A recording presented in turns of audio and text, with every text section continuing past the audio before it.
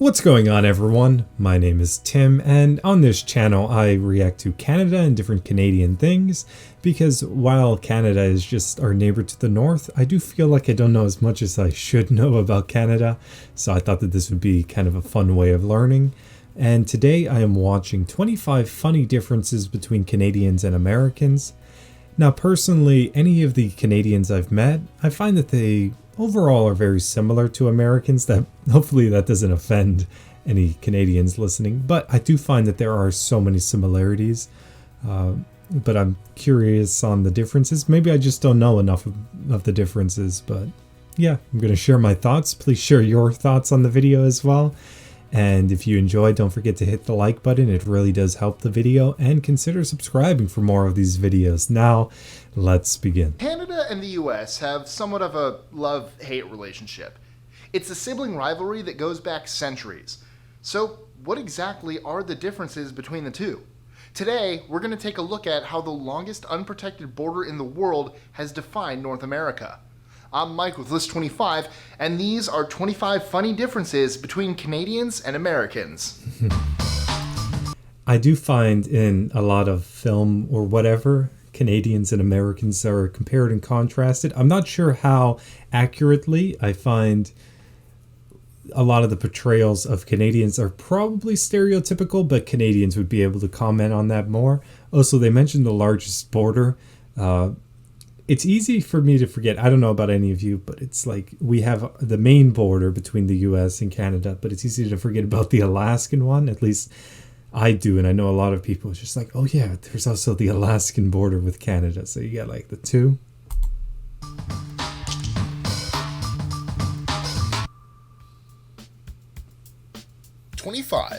Canadians tend to trust authority, whereas Americans are suspicious of it. This goes back to the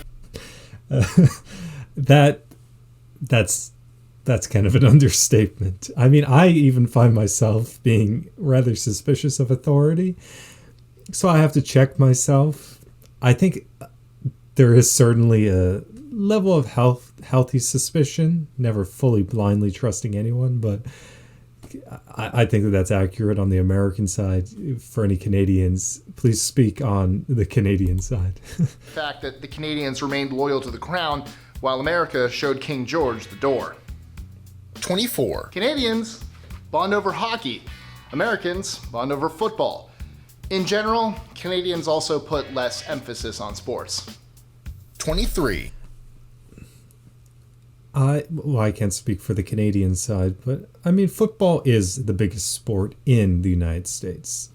Like trying to mention football or soccer to Americans, it's like they'll zone out of a conversation very fast. So, but I find basketball still has a major presence in the discourse around sports in America.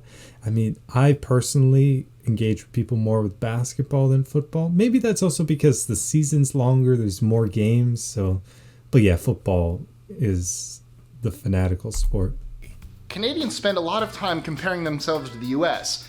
Americans don't think about Canada very often at all. Actually, almost never. I'm laughing because, to be fair, I do think that that's mostly true. Every so often, I'll hear Canada mentioned just amongst people I'm engaging with, but I feel like we do forget about Canada a lot, especially because that's part of the reason why I'm even doing this channel, is because we're just not taught much about Canada. It's not really in our media at all. There will be like a big story once a year dealing with Canada, but I feel like Canadians probably know way more about America than vice versa. I don't even think it's close. Just by, I guess, our politics and everything, how much it consumes the media. I love you, Ken. And all my Canadian friends. This is in jest, dear God. Yeah. I kind of am partly joking as well. It's like, yeah, for the most part, it's probably more one-sided. I hope that doesn't offend anyone, though. 22. Some parts of Canada sell milk in bags. bagged milk would be highly suspicious in the US. I'm laughing because I remember the first time I walked into a store in Montreal, and it was like actually going with my mother, and she went to go and get some milk, and I was just like, why is it in bags? There was a bit of a shock, but we even had, like, the pitcher you put the, what do you call it? Yeah, the pitcher you put the bag in, and then you cut the bag. Make sure you don't cut too big of a hole or too small of a hole. So I guess that's an art of its own. But yeah, that was a bit of a wacky thing at first. I'd totally drink it. Milk's great. Best beverage. Oh, no, absolutely. No, milk is fantastic. Milk is the best beverage in the world. Yes, it is. Yeah. And it comes in chocolate. Yeah. I actually don't like chocolate as much. That's weird. I prefer white. I can do it. I prefer. Oh. 21. The US sees itself as a melting pot. That was a good restaurant. While Canada sees itself as a mosaic. The difference is very slight, but basically in the US, there's more mixing and blending between immigrant cultures, while in Before he even finishes, yeah, I've heard this all the time. People make a lot of jokes about Canada. Basically, like, I've heard ones where, like, only have like a couple of black people, or like everyone up there is basically white. That's kind of the joke. Now, as somebody who has been to Montreal, that's not the case. And also, I remember it being a topic on a sports show. They were talking about the Toronto Raptors, a bit of a side tangent. And somebody brought up a stat saying, because the thing was, I don't know if you know the basketball player Kevin Durant, would he want to go to Toronto? Which, side note, it was his childhood team. But one of the guys said, well, African American players don't really feel like, they don't feel great in Canada because of the demographics. And somebody brought up, like, Toronto and some of these places are, like, Toronto might be the 5th most diverse city in North America or something like that. I don't know where Montreal ranks. I imagine Vancouver, very much so. Some places out west less, but I do see that as I just think people are very uninformed about that, and the little I've heard disproves it. In Canada, immigrants tend to keep more of their language and traditions rather than mix with others. 20. Canadians have more of a tall poppy syndrome, which is a tendency to distrust or discredit anyone who stands out in a prominent position or wealth. In this sense, Canada is a lot more like Europe. Conformity is more encouraged in Canada than in the US. If America does well at anything, it's encouraging innovation and non-conformity. 19. Okay. Canadians love their flag, but Americans seem to love their flag more. Seriously, nobody beats America at flags. You can't beat Canadians at maple syrup, though. I do really like the look of the Canadian flag. I don't know the story behind it. It's, just maple leaf, white and red, very nice colors. Just love the combo. I love the story of the American flag, like the 50 stars for the states, the 13 stripes for the 13 colonies, and red, white, and blue. Red, white, and blue is pretty great in a flag. But yeah, like, don't let it touch the ground. If it does, you gotta burn it. I don't even know how to fold it right. Somebody's probably gonna have to teach me, but I'll see some people folding the U.S. flag, and it's like quite intricately done. I don't know if they do anything similar in Canada. I imagine not quite as much. 18. Canadians put more emphasis on higher education. Actually, Canada puts more emphasis on it than any other country in the world. It leads the OECD, Organization for Economic Cooperation and Development, with 53% of the population having a college education. The OECD average is 32%. 17. Okay, I'm not going to lie, I was a little surprised. Number one, I would have assumed it would have been some European nation, like, maybe a Scandinavian one or something like that. But number one, yeah, I think, I don't know exactly how it works in Canada. From what I've heard, it's not free, but it's relatively cheap, especially compared to the United States. I mean, good God. Canadians generally approve of their government. Americans hate and distrust theirs. This boils down to the fact that the Canadians see government as a good thing, while Americans see it as a necessary evil. 16. Yeah, I mean, I don't know of many people who love the government here.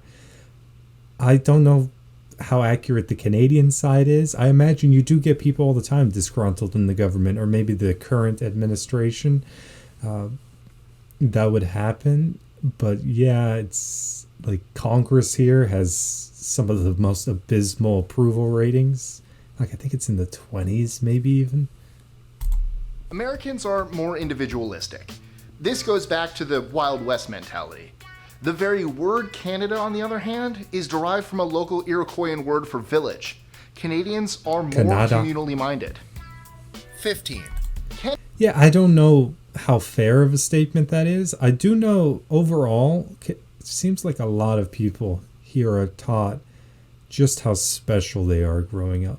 And I think that can be to your detriment, but it's like everyone's special at something, which I do think that's why you have a lot of people excel at like sports and different things here, because you're pushed into like, oh, you're special, kind of that mentality. But I could see the downfalls of that. I don't know how it's treated in Canada because I don't live in Canada. I can't state these things. Canada's right wing is America's left wing.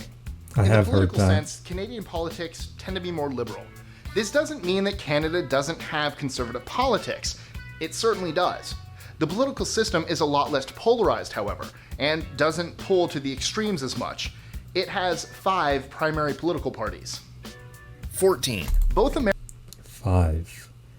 I think that's something I hear it discussed here all the time. Like, you only really have 2 options, unless there is independent, but it's not really a viable option here, because if you get 2% of the vote, you're lucky. But it's like, how much of a choice are you really making when you only have 2 options for the most part? So 5, yeah, I don't really know how it works, like the voting system or anything like that. I'll probably have to watch a video, but interesting. Americans and Canadians think they're more free. In Canada, this is due to more progressive policies. In the US, it's due to lack of government policies. 13. Americans are more confrontational. Not necessarily in a bad way, but Canadians are more likely to just hold everything in and let it stew. Or apologize. 12.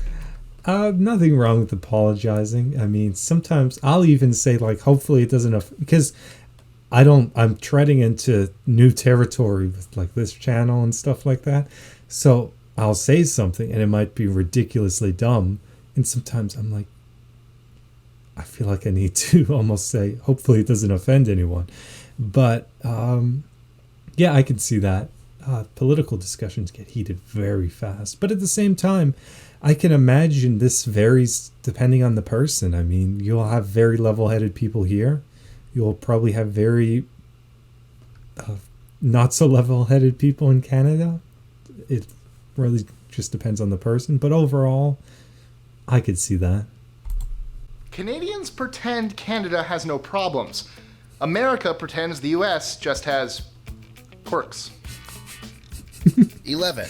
I don't know about that one. I think Americans know that America has a lot of problems, and I feel like all of the problems are exacerbated by just the media and how much of a magnifying glass it puts on everything, no matter who is making any sort of decision or anything that happens wrong and stuff like that. So it's like everything is under the global eye in a way that I just don't think any country on earth has that same like magnifying glass, magnifying all of the problems.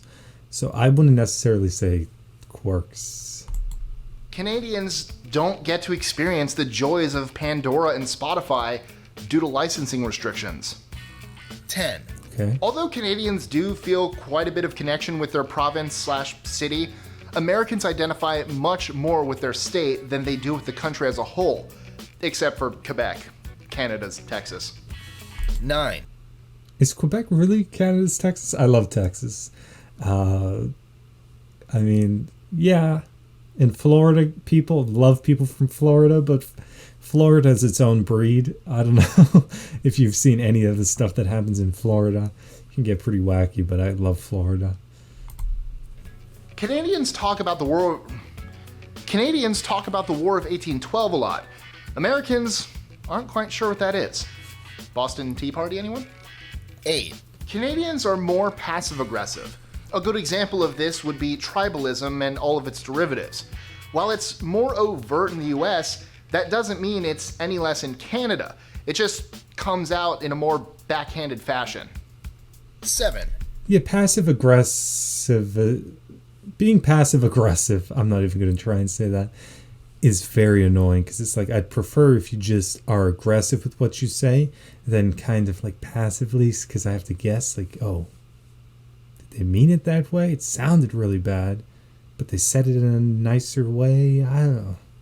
That's just, I almost prefer more honesty with these things because at least if you're offending me, I want it to be as plain as possible. Canadians brag about how cold it is, while Americans brag about how warm it is. Unless you live in Minnesota, then you're basically It Canadian. can get pretty cold here. 6, Depends where. Like I'm Detroit, New York at times, Buffalo. I mean, Buffalo's like right there on the Canadian border pretty much. So, like, I mean, most of these Canadian cities though are right by the U.S. border. It seems like within hour and a half drive of the U.S. border. So it's not like most of Canada isn't that far away. But yeah, I can see that. I was a little surprised by how hot Canada got in the summertime, especially in Montreal. That's the only personal experience I can speak from, because just don't associate Canada with being hot, but it can have both of the extremes. Texas. Been in Texas in the summer. It is boiling. Americans are much more polarized on almost everything. But then again, there are more people in just California than all of Canada, so it makes sense that Canadians would be more unified. 5, In the US, talking about American politics is taboo, but in Canada, talking about American politics is a national pastime. 4, This is a question I actually have for like Canadians. Would you say American politics is brought up more so than Canadian politics? I don't know, because like here, I've mentioned to people in passing, it's just like, how come we don't know what's going on in Canada for the most part? And it's usually responded with, well, that's because nothing really happens in Canada.